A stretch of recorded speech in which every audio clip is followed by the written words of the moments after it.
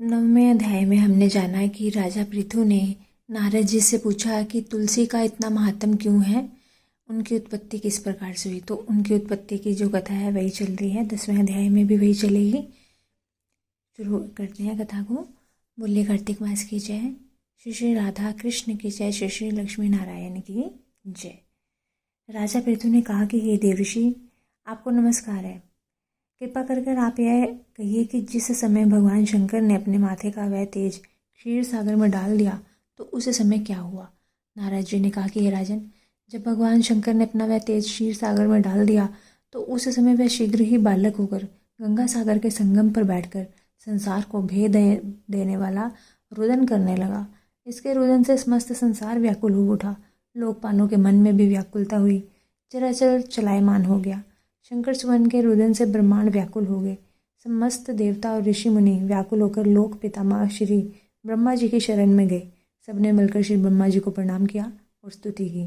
फिर कहा कि हे पितामह, यह तो बड़ा भयंकर समय उपस्थित हुआ है।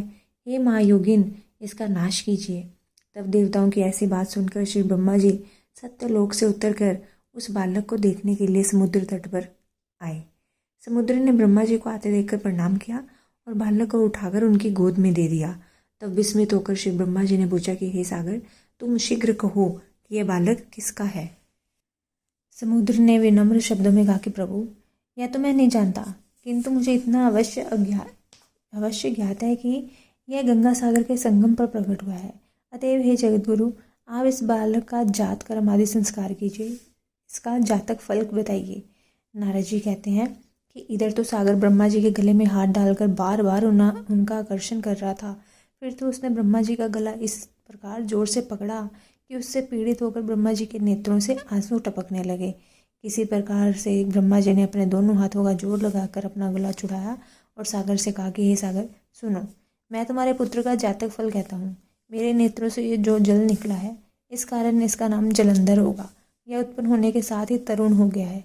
इससे यह सब शास्त्रों पर पारगामी, महापराक्रमी, महावीर, जवान, महायोद्धा और रण दुर्मद होगा। यह बालक सभी दैत्यों का अधिपति और भगवान विष्णु को जीतने वाला होगा तथा यह कहीं भी नहीं हारेगा।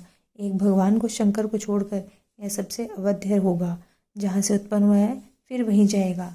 इसकी स्त्री बड़ी पतिव्रता, सौभाग्यशालिनी, सर्वांग सुंदरी और परम मनोहर, मिष्ट भाषणी तथा शीलवान होगी।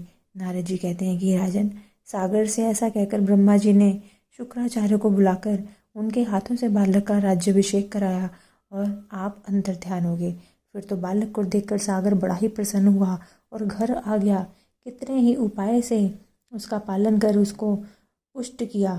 फिर कालनेम नामक असुर को बुलाकर उसका वृंदा नाम की कन्या से सविधि विवाह करवा दिया। उस विवाह में बड़ा उत्सव हुआ। श्री शुक्राचार्य के प्रभाव से स्त्री सहित जलंधर दो दैत्यों पर राज्य करने लगा।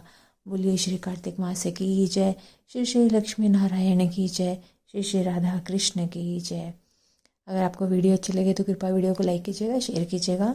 अगर चैनल पर नए हैं तो बेल आइकन को प्रेस कर दीजिए ताकि हर वीडियो की नोटिफिकेशन आपको मिलती रहे। और मिलती हूँ अपनी अगली वीडियो के साथ। तब तक के लिए सभी को हरे कृष्णा, राधे राधे।